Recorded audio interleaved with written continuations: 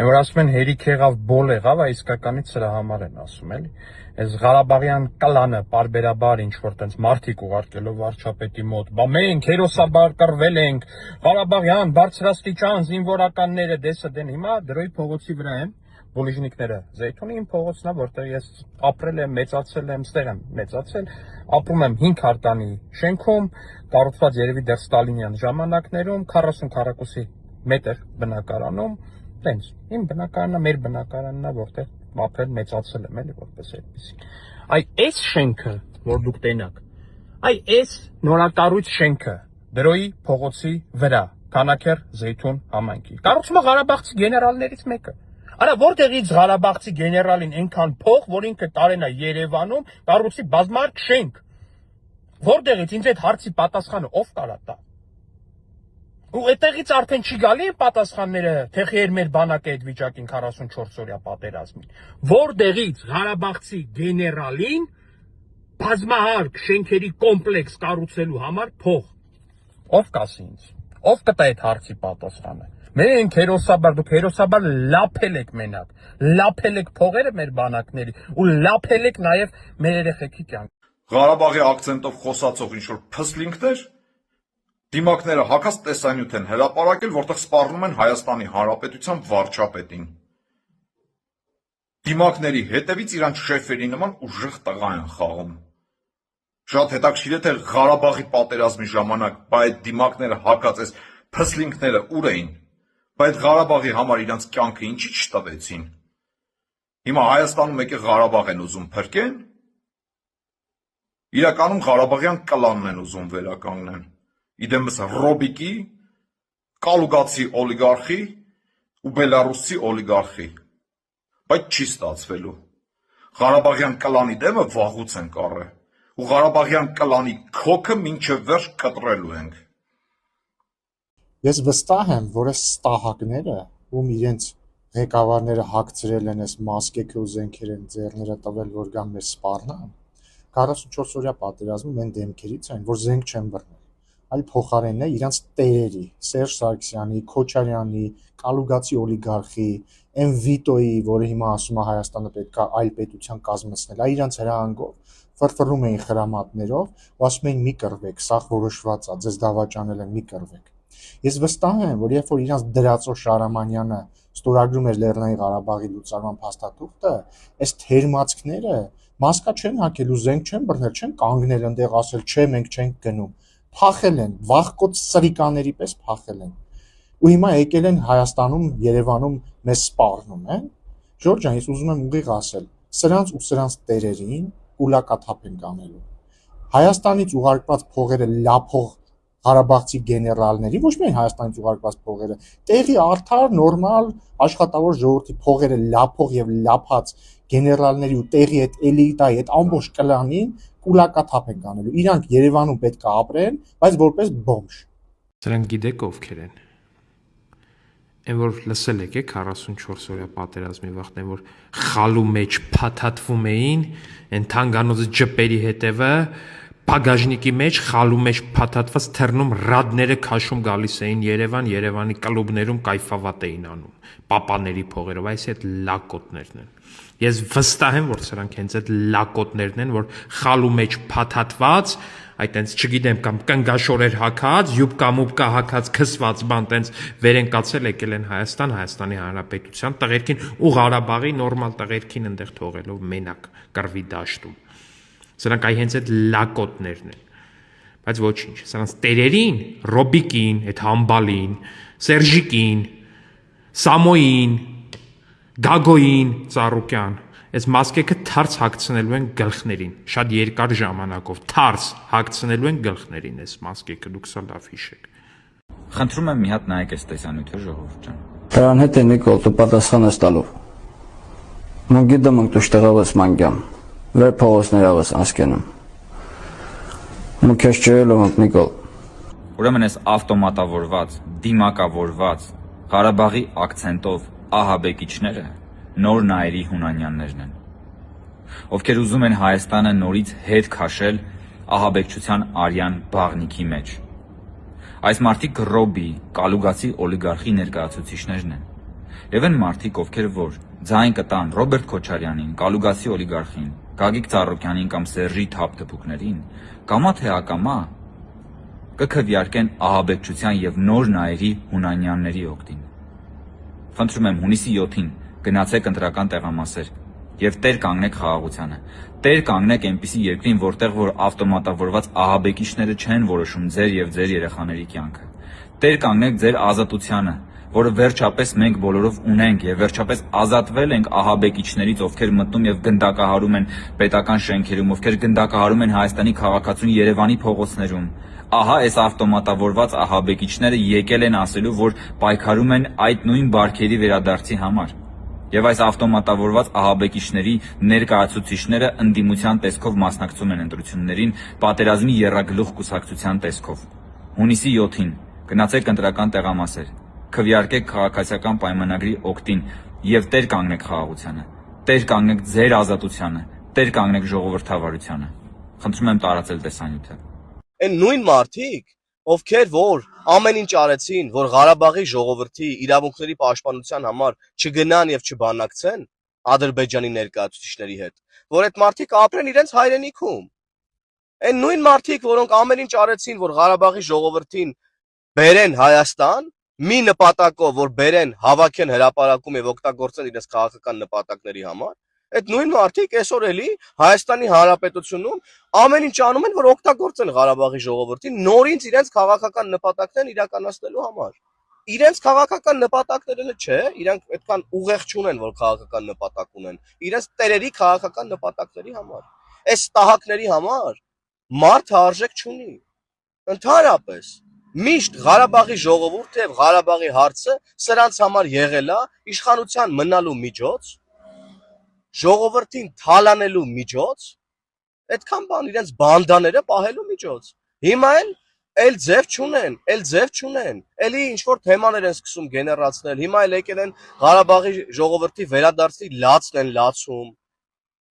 Բա որ պետք է գայիք իրենց վերադարձի լացեք, եք այդ մարդկանց համոզում, որ դուրս գան Ղարաբաղից։ Ասում եմ մի նպատակով, որ այդ մարդկանց բերեք եւ Հայաստանի Հանրապետությունում կներեք արտահայտությանս օգտագործեք որպես ցույցի մատերիալ։ Ինչ է որ տեսնում ենք հիմա, այդ մարդկանց խափում եք ամեն օր, ներգրավում եք տարբեր պրոցեսներին, ընտրակաշառքի ինչ որ պրոցեսների մեջ, լսում ենք այդ զայնագրությունները, չէ՞։ Ինչ որ մարդկանց էլ այնքան եք ուղեղները լվացել, խափել կամ դիտավորությամբ ուղարկում եք, որ տարբեր տեսակի կեղծ թեզեր գան եւ շրջանառեն։ Այ քեզ բան։ Այս ստահակների համար մարդիկ արժեք չունեն, ընդհանրապես արժեք չունեն։ Նրանց միակ նպատակն է օգտագործել մարդկանց իրենց տերերի նպատակներն իրականացնելու համար։ Այսքան բան, ինչպես որ նախորդ 30 տարիներին են օգտագործել թե Հայաստանի ժողովրդին, թե Ղարաբաղի ժողովրդին, թե Ղարաբաղի հարցը առհասարակ, թե ցեղասպանության հարցը։ Սրանք արժեք չունեն։ Եվ հունիսի 7-ին ժողովուրդը պետքա գնա եւ շատ հեռու ուղարկի այս բոլոր ստահակներին։ Սիրելի արաբկիրցիներ, սկսել ենք քարոզարշավը մեր վարչական շրջանում եւ պետք է ասեմ, որ հենց առաջի բակը որ մտանք շատ ջերմ ընդունելության արժանացանք։ Բայց ուզում եմ անդրադառնամ միայն կնոջը, որ մոտեցավ վարչապետին եւ փորձեց սադրել։ Ուզում եմ մի քանի անդրադարձ կատարել։ Նախ ատելը ամեն մարդու ազատ իրավունքն է, իրավունք ունի ատելու, բայց 3 հարց ունեմ։ Պատերազմի ժամանակ, երբ որ իմ ամուսինը, եղբայրներս Ղարաբաղում էին, ամեն օր զանգում ասում էին, որ Քոչարյանի մարդիկ քայլում են շարքերով եւ սադրում են եւ ասում են վերադարձեք, մի կռվեք, գնացեք, թողեք ձեր դիրքերը։ Քոչարյանը իր կլանի հետ մեկտեղ։ Բայց որ տենց Ղարաբաղի դարդոտված էիք, ինչի էիք զորքերին փորձում հետ ուղարկել, ինչի էիք փորձում մարդկանց, Հայաստանից գնացած մարդկանց ասել մի կռվեք, գնացեք։ Շատ լավ հիշում ենք, որովհետև մեր բարեկամները, մեր եղբայրները, մեր ամուսինները այնտեղ են եղել։ Երկրորդը, ուր էիք դուք ղարաբաղցիների ցավով տապակվողներ, երբ որ 2023-ին Հաքարի կամուրջի մոտ մենք այնտեղ կանգնած դիմավորում ենք մեր ղարաբաղցի հայրենակիցներին։ Ուր էիք։ Մեկ աման տաք ճաշ եկաք տվեցիք Գորիսում իրանց։ Ոչ մեկը չեք եղել այնտեղ։ Մենք ենք տեսել, թե մեր Ղարաբաղցի հայրենակիցները, ովքեր ձեր կլանի մարդիկ չեն եղել, ոնց են փախել եւ ձեր չկազմակերպված, ձեր հատուկ արած ձևով, որ չկարողանան անգամ ամենաանհրաժեշտ իրենց միջոցները վերցնել։ Եվ տարիներով կեղեքվել են, տարիներով։ Այսօր էլ ինչ է կարել Ղարաբաղցիների համար։ Միայն մի փոքր շրջանակ, այն ովքեր որ ձեր կլանի մաս են եղել, այ իրենք են, որ չեն մարսում, որ Հայաստանից եկած փողերը չկա, որ լափեն եւ Ղարաբաղցիների վզին նստած մնան, չեք լինելու։ Լեռնային Ղարաբաղից եկած մեր հայրենակիցներն էլ տեղավորվելու են Հայաստանում եւ Հայաստանում խաղաղությունը դուք չեք կարողանալու ինչ որ ձևով վնասել, չեք կարողանալու։ Հայաստանի ժողովուրդը, Ղարաբաղի ժողովուրդը ամեն շատ լավ գիտի, տեսել է, ապրել է, ձեզնից տեսել է, թե դուք ով եք։ Եվ դուք էլ կապ չունեք ոչ Հայաստանի հետ, ոչ Ղարաբաղի հետ։ Դուք մենակ Հայաստանի ու Ղարաբաղի հաշվին փող աշխատեք։ Ուրիշ երկրների առաջը Հայաստան ու Ղարաբաղը մատաղան եք, էտա ձեր ուզածը, չի լինելու։ Հայաստանի ժողովուրդը միահամուռ է, Ղարաբաղցիները շատ ուժեղ ձևով մեր մեջքին կանգնած են եւ իրենք էլ են խաղաղություն։ Հերիքա ուրիշի երեխեքի հաշվին ձեզ համար կապիտալ կուտակելու քաղաքականությունը անեք։ Եվ այդ կանանցեր մի ուղարկեք, ճիշտ չի, պետք չի։ Հակառակ ազդեցությունն է ունենալու։ Այնպես որ մենք սիրով շարունակում ենք մեր քարոզարշավը, մենք մեր ժողովրդի հետ այնքան համահունչ եւ միասին ամեն ինչ հասկանում, քննարկում ենք եւ եթե հարցեր եք տալիս, պարզ դեմքով կանգնած ենք ձեր առաջ, լսելու ձեր բոլոր հարցերին պատասխանելու։ Մենք ձեզ շատ սիրում ենք, սիրելի ժողովուրդ արաբկիրցիներ, եւ իհարկե չենք տրվում որևէ սադրանքների։ Այ այսպես, այ այս է ժողովուրդը։ Լավ օրնես։ Գիտեք ինչու են խրխրում երագլուխ ուժի ներկայացուցիչները, այդ 3 ներկայացուցիչը հատկապես, որովհետև Հայաստանի Հանրապետության վարչապետը վերջապես նրանց ստիպեց զբաղվել իրենց չսիրած գործով, ամենաչսիրած եւ ամենավախենալու գործով։ Դուրս գալ փողոց, շփվել քաղաքացիների հետ, իրական Հայաստանի իրական քաղաքացիների հետ։ Ստիպեց նրանց վարչապետը նստել մետրո, բացահայտել, որ կա նույնիսկ տրանսպորտ, կան Երևանի եւ մարզերի փողոցներում գոհունակ քաղաքացիներ, ճնշող մեծամասնություն ընդ որում։ Այո, կան նաեւ դժգոհություններ, կան դիտողություններ, կան տասնյակ առաջարկներ, բայց այս մարդիկ խորշել են իրենց կառավարման տարիներին շփվել քաղաքացիների հետ, շոշափել խնդիրներ, իրենց զրահապատ մեքենաներից դուրս եւ այն կողմ չեն տեսել ոչինչ եւ չեն շոշափել երբեք ոչինչ։ Այդ դրա համար են խրխրում այս երագլուխ ուժերը, բայց հունիսի 7-ին իրական քաղաքացին իր քվեով գլխատելու է այս երագլուխ ուժին։ Սիրելի բարեկամներ, քիչ առաջ ես էլ դիտեցի չակերտներով հերոս կնոջ վարքագիծը վարչապետ Նիկոլ Փաշինյանի հետ զրույցում եւ անկեղծ ասած տարակուսած եմ, որ բժիշկը, որը ըստ էության միտված է բժշկելու, որ միտված է խաղաղեցնելու, որ մարդասիրական մասնագիտությունը ըստ էության կարող է դեմ լինել խաղաղությանը, որը մենք հաստատել ենք, բերել ենք մեր երկիր, անկախ այն հանգամանքներից, թե իրենց ընտանիքում ինչ է տեղի ունեցել, մեր շատերի ընտանիքներում մենք ունեցել ենք կորուստներ, այդ թվում ես հորեղբոր տղա եմ կորցրել 44 օրյա պատերազմում եւ նաեւ նրա վառ հիշատակի համար եմ պայքարում, որ խաղաղությունը հարատև լինի, որ նրա երեխաները երբեք չզգան պատերազմի ռիսկը, արհավիրքը եւ խաղաղ ապրեն իրենց երկրում, իրենց ինքնիշխան, անկախ երկրում, պետությունում, որը սիրում է իրանց եւ չեմ հասկանում որևէ մեկին եւ հատկապես մարդասիրական մասնագիտություններ ունեցող մեր քաղաքացիներին, երբ որ նրանք փորձում են անել հակառակը։ Կարճ ասած, այս ընդդիմության ուղարկած տասովշիկները ու այն Մոսկով պորնիկ տերորիստները ինչ են ուզում հասկացրած ըլնեն։ Ասում են, եկեք Հայաստանի ժողովուրդ, ձեր տղերքին տվեք, տանենք Ղարաբաղի անվան տակ սպանենք։ Այդ ընթացքում Քոչարյան Ռոբիկի այդ համբալի թորները կշարունակեն ծնվել Ամերիկայի Միացյալ Նահանգներում, այդ ընթացքում Կալուգայի Սամոյի տղերքը կլինեն Կիպրոսի քաղաքացի բանակից ազատված, իսկ աղբոր տղերքն էլ, չգիտես ինչ լիպավի բժշկի թղթերով էլի կլինեն բանակից ազատված, բայց թողեք իրանք Ղարաբաղ ասեն ու ձեր տղերքին տանեն Ղարաբաղի անվան տակ զոհեն։ Սրանք ուզում են Հայաստանի Հանրապետության ժողովրդին համբալի տեղ դնեն, բայց մոռանում են, որ իրանցից մեծ համբալ չկա։ Լսեցի, որ եռագլխիկներից մեկը, Կալուգացի օլիգարխը, նորից անգրագետ սուտ է երկնել 300,000 ադրբեջանցիների ինչ-որ բերելու մասին, լսենք, թե նա ինչ է ասել, բայց որ ձեզ չտանջեմ, կարագացնեմ, որովհետև հնարավոր չի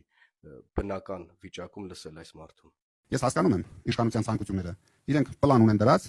սկզբից սահմանամերձ գյուղեր են հայատապում ադրբեջանցիներին լցնելու համար, բայց հենց մենք ապրել ենք ադրբեջանցիների հետ, կոնկրետ Աշիրում մենք ունեինք ադրբեջանցիների գյուղեր, մի 6-7 հատ։ Դուք գիտեք իրենք ինչ արագությամբ բազմանում են։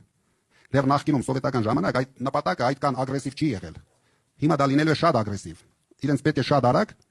Թուրքիան միացնեն Ադրբեջանին։ Դրա համար ասում են խաղաղությունը, գիտեմ որ այս հարցով ավելի արագ է միացնելու առանց զոհերի։ Վերել են լցնելու են ադրբեջանցիներին մեր երկիր, հետո էլ մի հատ ռեֆերենդում կանեն, որ մենք 3 բարեկամ երկրներ ենք, միանանք իրար բրցնենք։ Սրա մասին է խոսքը։ Հիշում եք ինչ էին ասում 2021 թվականին։ Ասում են միջանցք են տալու, այս ծառն են տալու, այս սարն են տալու, այս թուփն են տալու, ինչ որ արտատարածքային ճանապարհներ են տալու եւ այլն եւ այդպես շարունակ։